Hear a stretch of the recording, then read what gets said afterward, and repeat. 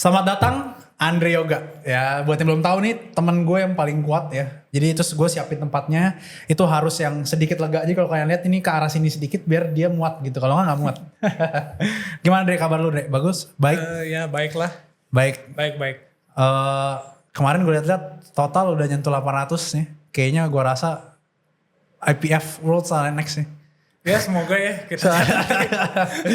Cuma gue mau ngorek sedikit dari pengalaman latihan lu dulu sih ya. Mungkin yang biar teman-teman tahu. Lu sebenarnya udah latihan tuh khususnya di powerlifting ya.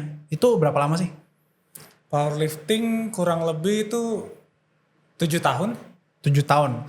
Tapi dari awal lu nge-gym langsung ke powerlifting atau enggak? Enggak, jadi awal nge-gym tuh cuman kayak pengen badan bagus doang kan, kayak biasa. Ya terus jalan 6 bulan di gym gue ada yang ngenalin gitu lah, kayak dia main powerlifting duluan. Okay. Terus dia kasih tahu kayak ada loh powerlifting gini. Nah, ya udah jadi pas dia kasih tahu selama berjalan 6 gym tuh 6 bulan baru gue main powerlifting. Oke, berarti ada temen lu yang ngasih tahu, oh ada nih cabang olahraga yang termasuk angkat beban juga, yaitu powerlifting. Betul. Di awal lu kayak enjoy gak sih, apa kayak cuma apa yang membuat lu pengen gitu untuk latihan powerlifting itu? Awalnya tuh kayak sebenarnya kayak gue ngerasa aneh juga sih. Awalnya tuh kayak ngapain sih ngangkat-ngangkat berat gitu kan, kayak agak aneh lah. Gue belum tahu gitu. Terus setelah gue pikir-pikir dan gue coba, oh seru nih, ada kayak high score gitu loh. Iya. Jadi kan kalau misalkan kalau lu nge-gym biasa tuh lu kalau ngeliat progres dari badan kan kayak lumayan lama kan. Yes, setuju gue. Jadi pas gue coba powerlifting itu tuh kayak lebih jelas progresnya tuh. Jadi lu nggak cuman kayak harus ngeliatin badan. Jadi lu lebih gampang ngeliat dari angka-angkatan lu. Jadi di situ lah gue mulai tertarik. Oke, Gitu. berarti powerlifting itu lebih ke apa ya ngomongnya, objektif karena secara angka kan. Iya.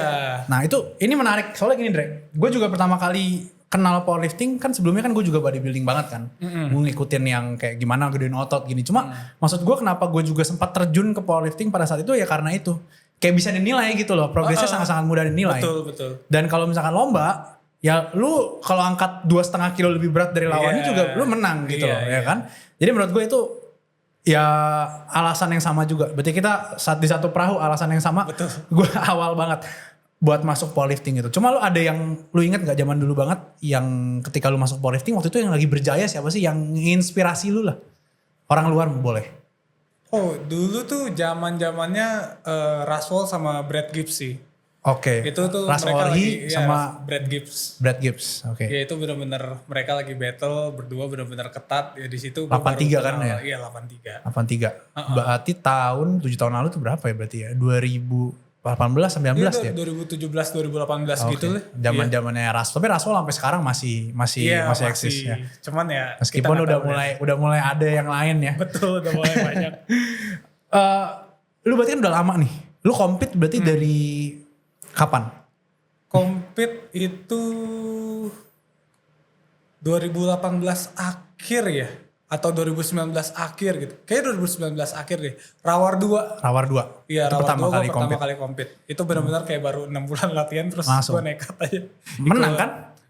Ya udah berarti kita gak ada yang peduli. Ya lu mau latihan 10 tahun kalau lu kalah ya kalah. Ya kan sebenarnya kalau lomba kayak gitu ya. Iya. Nah ada gak sih atau apa sih highlight yang paling lu inget sejauh lu compete sampai sekarang? Gue ulang ya. Ada gak atau apa highlight yang lu inget sejauh lu compete dari dulu sampai sekarang? Yang paling memorable buat lu tuh apa? Kompetisi. Cuman kalau banyak sih, cuman ada 2 mungkin yang paling berkesan ya. Pertama tuh yang pas di Sikap 2022. Itu tuh berkesan karena gue di tengah persiapan Hamin 2 minggu gue kena DBD. Oke. Itu tuh gue kayak, aduh ini bisa gak ya dilanjutin? Bisa gak dilanjutin? Terus kayak bener-bener, jadi pas gue sakit pun juga mikirin gitu. Oke. Gak bisa tidur tuh pasti lu? Iya gak bisa tidur. Pasti. Nah, terus akhirnya jadi gue di jadwal tuh tanding misalkan hari Sabtu. Jadi tuh Seninnya gue baru keluar rumah sakit. Oke.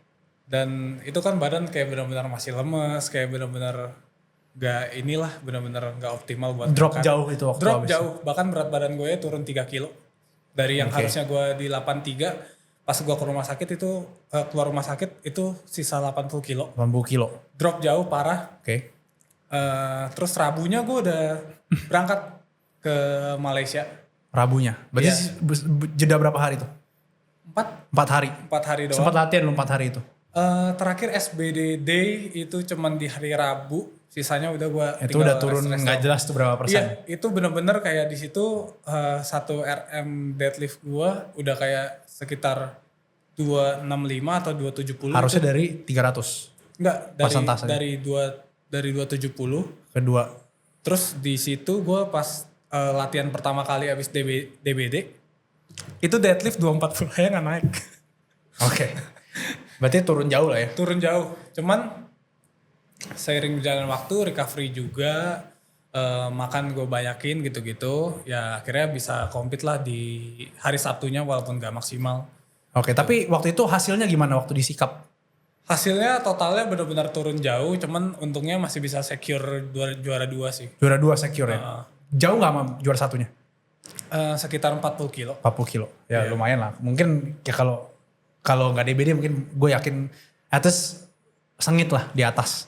Iya. Ya, atau Gue bisa yakin jauh. menang sih Yakin menang kalau nggak DBD. Kalau nggak DBD. Terus tadi kan satu tuh sikap. Yang kedua?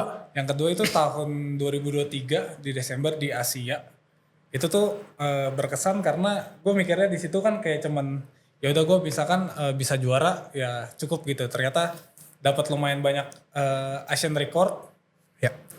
Sekitar 3 Asian record, squat, bench sama total Asian record. Ya itu jadi bikin berkesan sih. Terus kayak itu pertama kali kayak gue di drug test gitu-gitu. Oke. Ya itu juga seru lah gitu-gitu. Tapi lu di drug test selesai lu record kan? Iya selesai gue deadlift attempt ketiga. Bahkan acaranya belum selesai gue udah dipanggil dari kayak dipergokin gitu. Terus langsung disuruh drug test. Ya, terus tapi kan sayangnya gara-gara drug test itu gue jadi kayak kehilangan medal seremoni yang harusnya kita kayak berdiri podium ada Indonesia Raya tapi di situ gue nggak ada. Karena gue lagi drug test. Ya. Kenapa nggak nggak diselipin? Mungkin dia juga nggak dijadwal kali ya itu ya? Iya mungkin organisasinya juga kurang. Tapi itu under apa ya berarti? Itu under IPF. IPF. Oke. Jadi itu 2 tuh ya? 2022 sama 2023. Iya itu udah paling berkesan sih. Paling berkesan. Jadi lu nggak tahu ya ke depan mungkin ada yang lebih berkesan ya. Let's semoga.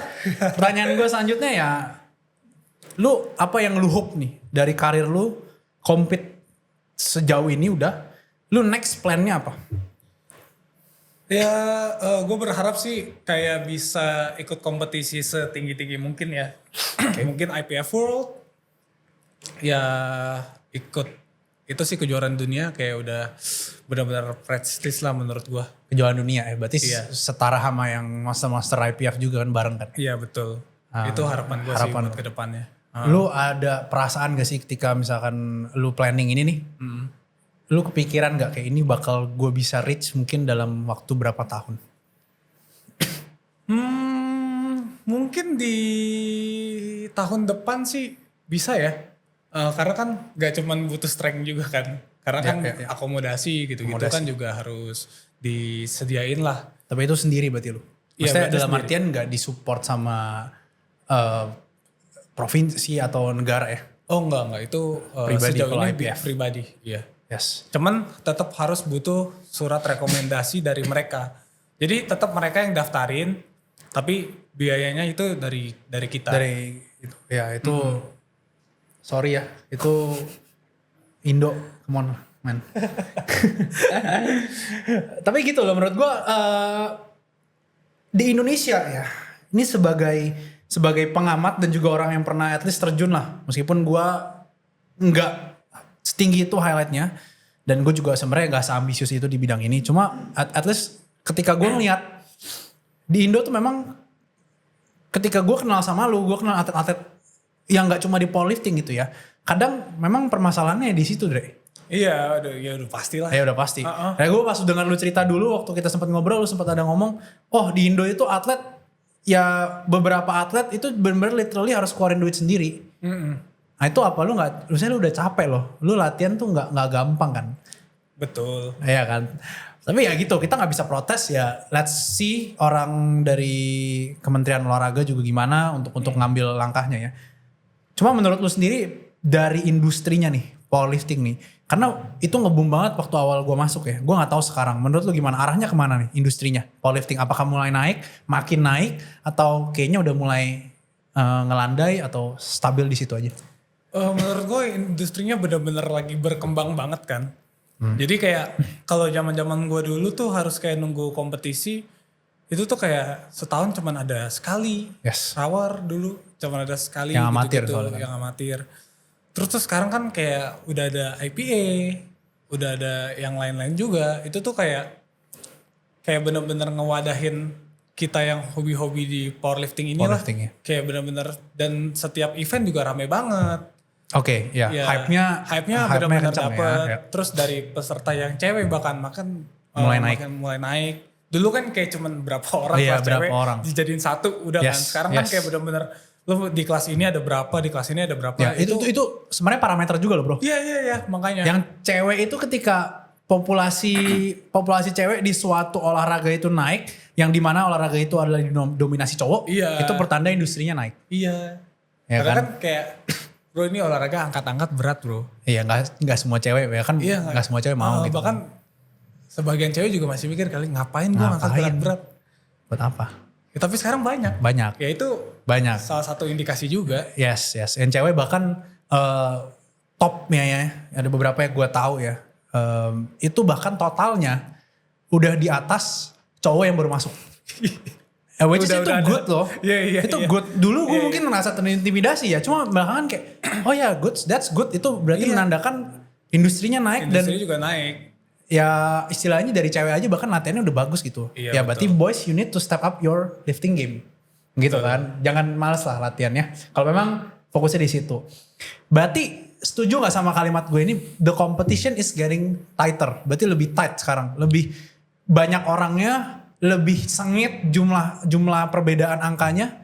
Lu ngerasa gitu gak? Ya udah pasti lah. Kayak gitulah. Kayak apa ya, kalau dulu kan masih jarang-jarang jadi kayak udah ketahuan gitu. Ya walaupun kayak powerlifting tuh dari angka kayak sebenarnya kayak udah bisa ketahuan. Nah ini mang juara ini siapa. Ya sekarang udah bisa Gak ketebak ya? berbalik keadaan gitu. Ya lu gak pernah ikut tiba-tiba ikut. Bisa berdua Ya bisa gak tau nama. mendominasi. Iya. Ya bisa juga. Gue masih ingat waktu itu di Magnus bro. Gue ikut, gue kayak oh ini ya gue gak bakal menang. Cuma saya atas gue tahu karena gue waktu itu kan nge-handle beberapa orang juga kan. Tiba-tiba ada orang gue gak tahu siapa ini tiba-tiba bam deadlift 270. Yang di tahun itu 270 itu berat coy. Iya. Ya kan? Makanya. Dan standarnya itu tiap tahun naik. Iya pasti. Itu pasti naik karena ibaratnya yang ke expose orang banyak. Latihannya juga makin lama, makin mature, makin pinter. Ya kan? Dulu mungkin di tahun 2019 200 itu udah wow. Iya Sekarang bro. 300 itu kayak Udah lu kalau standar, mau gila. disebut kuat 300 gitu Iya, kan. iya. Yang which is itu sebenarnya ya sangat-sangat impresif sekali dibanding dulu gitu Iya. perbandingannya. Ya jangan kan di sini deh, di luar deh. Kayak di IPF gitu dulu di kelas 83 tuh kayak 800 tuh kayak bener-bener. Oh lu udah gak bakal bisa dilawan itu. Udah gak bisa dilawan. Sekarang bro 850 minimal lo kalau mau juara dunia. Kalau mau juara dunia kan. Kalau mau juara dunia. Kalau mau compete di top 10 800 lah oke masih. Ya 800 masih Masih oke. Tapi kan gak ada yang tahu Dre, di hari lomba misalkan tiba-tiba lu YOLO full terus keangkat gak ada yang tahu kan. Iya sih. Tapi gue mau nanya Dre, kan tadi kita bahas ya, semua itu makin tight, semua itu makin istilahnya sengit lah. Tapi menurut gue ya, at least ya menurut gue, lu itu seseorang yang cukup jauh dibanding orang-orang amatir yang sisanya. Karena menurut gue total di gue ya, gue gak update lagi karena gue juga udah quit sportsnya. Cuma total 800 itu mungkin yang lain-lain mungkin masih 750, 720 topnya ya. Apa sih yang ngebedain lu sama orang lain Dre? Menurut lu dari hati lu terdalam kayak setelah lu udah compete lu kayak oh ini gue progresnya dibanding orang lain cepet nih, gue mungkin one of the best. Apa yang bedain lu sama orang lain? Yang ngebedain mungkin gue nggak di apa ya, kayak gue tuh nggak spesial di one lift doang gitu. Tapi mungkin karena lift gue merata, jadi totalnya tuh bisa lebih gede gitu. Kayak kan kadang-kadang ada orang yang kayak squatnya kecil, terus Deadliftnya berat. deadliftnya berat, terus ada yang sebaliknya. Cuman mungkin yang ngebedain gue sama orang lain tuh lift gue syukurnya tuh merata gitu. Iya. Jadinya itu yang Squat deadlift sama squat bench deadlift ya, sama itu ya sebenarnya itu agak aneh agak sih aneh. sebenarnya. Tapi ada kok banyak world champion yang begitu Betul, soalnya. betul. Bahkan ada yang lebih squatnya malah lebih berat daripada deadliftnya. Ya Yes. mungkin itu yang ngebedain ya. Ya, berarti kita ngomongin memang udah garis tangan. Ya kan? Bisa dibilang gitu. Ya gak semua orang bisa bro. Kita jujur aja. Dan kayak menurut gue at the top level, ya itu yang ngebedain. Even ketika kita bahas bukan powerlifting ya, bodybuilding lah. Or sprint ya, let's say sprint. Kenapa orang Jamaika tuh lebih banyak sering menang Usain Bolt ya karena memang udah bawaannya seperti itu orang sana secara struktur. Nah menurut gue lu juga blessed di powerlifting ini karena struktur tubuh lu. Iya, anatomi gue juga gue ngerasa wah Anatomi lu sih. sangat nguntungin sekali. Bench lu istilahnya torso lu dan juga kekuatannya benchnya lu bisa ngarts juga cukup tinggi, range of motion juga bisa dikit, ya itu kan sangat-sangat membantu. Bener. Squat wise juga. Ya kalau deadlift ya pasti ya gitulah ya. Tapi kan deadlift 300 gitu kan. Iya, at least gak kebanting banget lah sama squat lah, itu udah bersyukur banget. Iya, ya itu ya tetap bro 800 is bukan angka yang sangat-sangat kecil sih sebenarnya menurut gue. Tapi lu apa sih bro, gue pengen tahu nih yang mungkin orang nggak tahu. Apa sih yang lu korbanin sejauh ini untuk lu bisa sampai titik ini gitu loh? Waduh, mungkin ngorbanin kayaknya sebenarnya lebih ke nekat aja kali ya, kayak gue lebih pede kayaknya gue bisa gue bisa berkarir di powerlifting gitu. Oke. Jadi ya kayak ya waktu latihan jadi kayak benar-benar gue kuliah juga enggak gitu. Jadi gue benar-benar fokus di olahraga ini gitu. I see. Iya. Itu tapi juga sesuatu yang lu korbanin bro. Iya itu termaksud. Security dari kehidupan finansial lu itu lu korbanin kan? Iya. Iya tadi gue baru ngobrol guys. Ini kebetulan ada ceweknya juga. Ceweknya untung support nih. Dan itu jarang loh kayak gitu. Dan menurut gue itu ya sesuatu yang lu korbanin security itu. Betul. Karena gue juga pertama kali di fitness ya. Itu gue kuliah bro. Udah 4 tahun capek-capek bikin TA gue sampai nembus ke luar negeri gitu ya. Terus gak kepake. Gue pindah ke fitness banting setir langsung. Itu bokap nyokap gue juga pusing mah awal-awal. Betul. Gitu. Ya gue juga awal-awal lu gak mau kuliah gini-gini, gue bilang enggak. Itu juga awalnya sempet jadi perdebatan juga. Jadi perdebatan juga. Ya cuman guanya cuek sih. Mungkin ya dulu lagi kayak hype-hype-nya baru nemu-nemu powerlifting kan. Jadi kayak ngerasa kayak bodo amat. Ya udah gue latihan terus aja. Ya untungnya sekarang bisa kayak sekarang sih. Bisa kayak sekarang. Ya jadi untungnya gak salah pilih jalan. Gak salah. Tapi gak ada yang tahu. Iya. Gak ada yang tahu. Siapa tahu yang terkesan salah di awal, di akhir bisa membuahkan hasil. Iya. Menurut gue kalau misalkan lu gak malas dan lu gifted, lu bisa jadi sukses. Tergantung lu ketemu siapa nanti di pertengahan jalan. Siapa tahu misalkan ada yang sponsorin lu yang benar-benar jadiin lu sebuah sosok. Ya let's hope gitu loh. Di titik itu ya paling gue undang dia udah sibuk nanti next. Lu tadi sebut berarti lu gak kuliah, lu fokus di powerlifting. Berarti sekarang fokus lu itu cuma lu pribadi latihan. Mungkin juga belum tahu, Andre sekarang buka coaching juga. Langsung di handle sama lu sendiri kan? Betul. Nah itu buat yang ngatain gue, lu kan gak menang lomba ya kan, ngapain lu ngelatih-latih orang ya kan. Ya kalian bisa datang ke Andre aja karena menurut gue dia juga sangat-sangat capable untuk ngelatih kalian ya. Langsung kalian bisa denger pengalaman Andre gitu kan, lagi compete tiba-tiba pengen boker gitu gimana kan.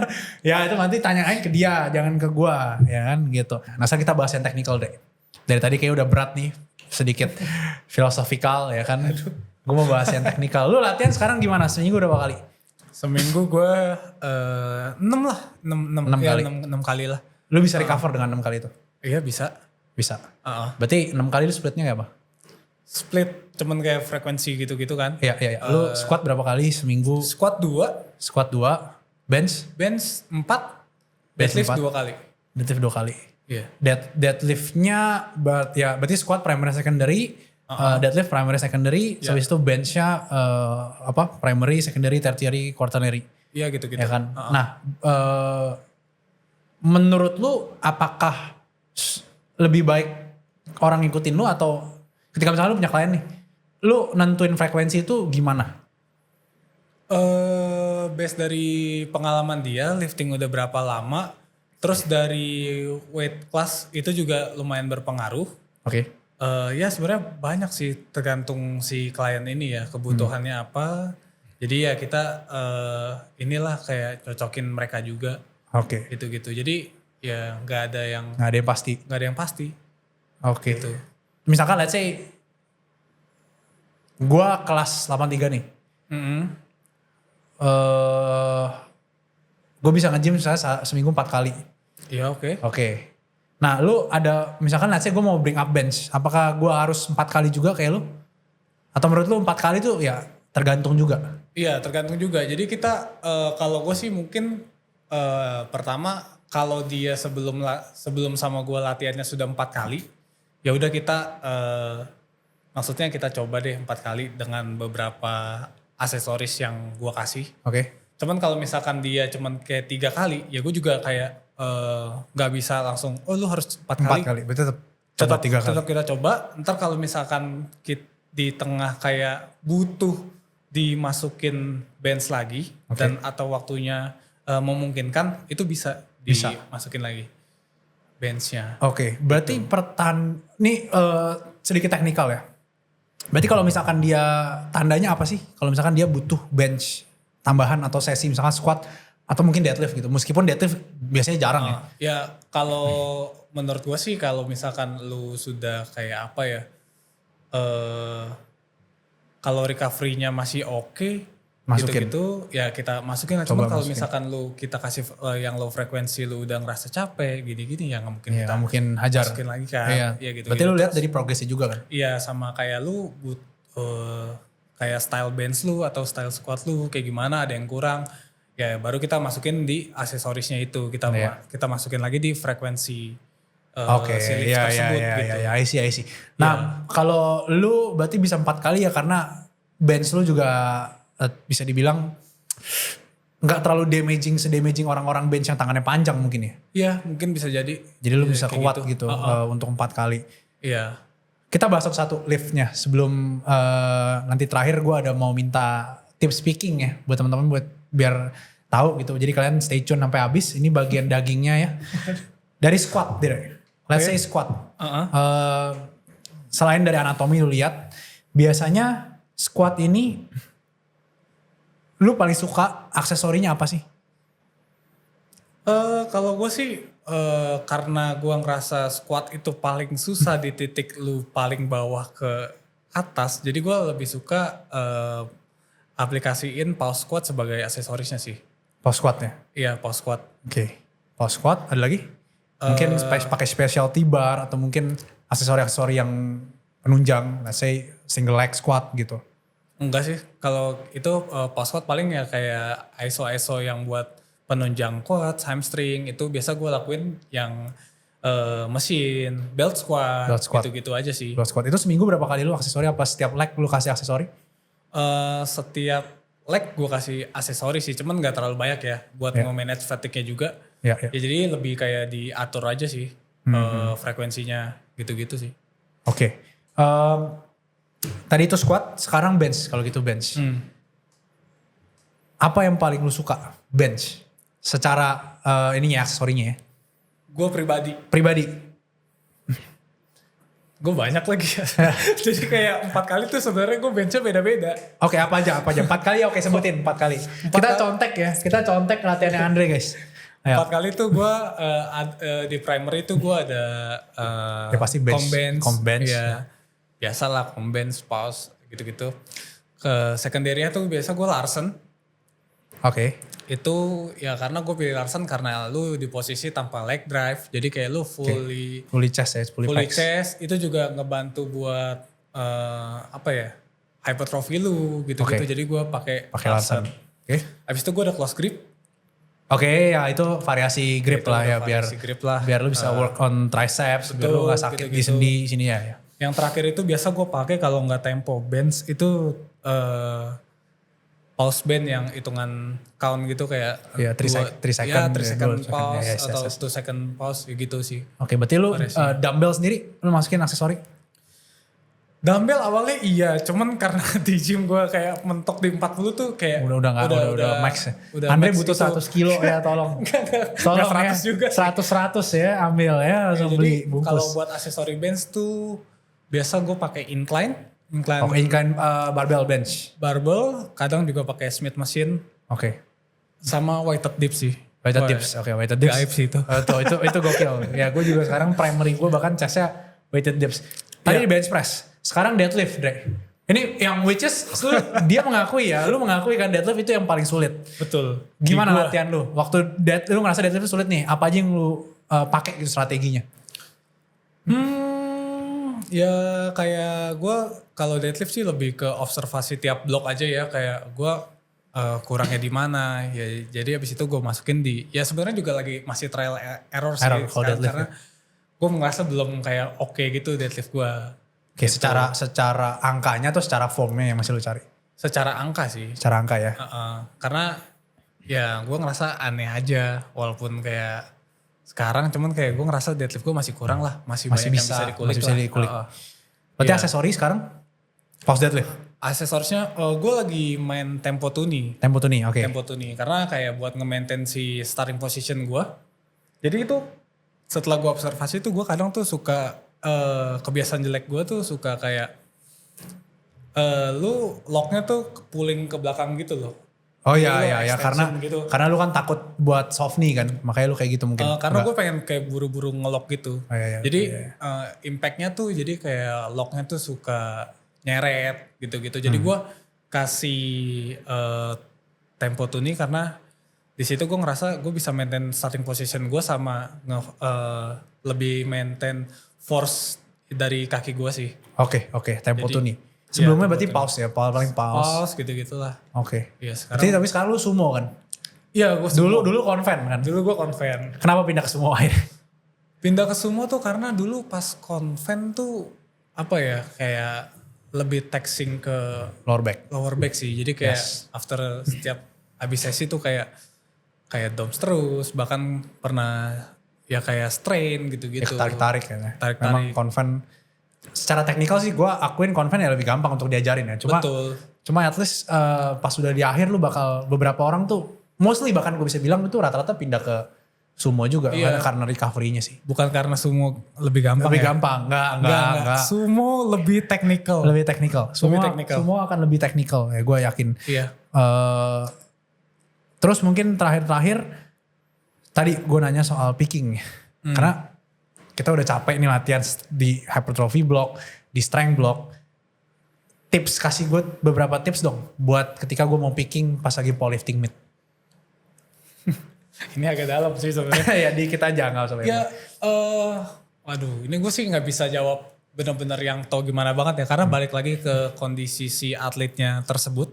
Ya. Jadi lu seberapa banyak volume yang dikasih di akumulasi phase, Ya. strength phase, dan tergantung fatigue-nya juga gimana. Jadi ya lu nggak bisa kayak, kan kita kan mikirnya tuh kan kayak picking kan kita harus kayak benar-benar ready banget buat ini kan, lu angkat berat di picking gitu-gitu. Ya menurut gua harus tahu ini juga sih batasannya sih, kayak lu nggak bisa hajar semuanya di picking gitu loh. Terus sama volume juga lu harus lu atur gitu, karena kan habis itu kan lu tuh tanding bukan pas picking gitu. Yes. Ya habis itu kan lu ada pertandingannya lagi nih, dimana lu harus perform the best di pertandingan ini, bukan di pickingnya tersebut. Jadi ya lu harus benar-benar bisa baca badan si atlet itu, gimana dia bisa perform di mid, bukan di picknya doang. Gitu. Ya. Selain dari kita tahu yang teknikal dalam ya soal taper gitu-gitu, menurut gue itu gak usah dibahas terlalu banyak di sini lah. Kalau kalian mau ya langsung coaching sama Andre aja ya. Itu terlalu dalam menurut gue. Cuma yang penting banget itu adalah yang tadi lu sebut itu keren juga. Maksudnya perlu gue tekankan juga adalah yaitu banyak orang yang pas pick mereka tuh ngahajar terus nambah Ngahajar lagi terus linear. bahkan sampai fail gitu-gitu. Ya menurut gua Ya nggak perlu kan. Ya nggak perlu sih. Sebenarnya kalau gue belakangan kan ada yang bilang, oh kalau picking itu buat istilahnya apa ya, buat ekspresiin strength ya. Dan yang bikin lu nggak bisa ekspresiin strength itu kan fatigue. Betul. Sebenarnya banyak orang yang salahnya ya akhirnya mereka gasin terus, fatigue-nya malah naik gitu loh. Iya. Lu nggak bisa. Even ketika volume turun, meskipun volume memang kita turunin, cuma pas lu terlalu tinggi, akhirnya Ya lu yang bebannya hancur. kecapean, ya kan? Lu kecapean. Lu kecapean, CNS lu kacau, udah nggak jelas. Berarti tips dari lu itu tadi ya, apa? Lu harus tahu badan lu sendiri. Betul. Harus lu lihat. Berarti kalau pas lagi peak nih, misalkan let's say ini terakhir ya. Let's say misalkan gue fucked up nih pas lagi peak. Gue ada yang fail nih. Di deadlift yang paling capek. Udah week min 2 lah. Iya. What will you do? Ya gue reduce volume, terus gue kurangin intensity-nya juga, tapi nggak terlalu drop sih. Jadi Oke. kayak tetap gue jaga readiness gue untuk ngangkat intensity yang berat di mid, tapi gue benar-benar turunin benar-benar intensity-nya, tapi nggak yang langsung drop berapa. Di semuanya atau di deadlift doang?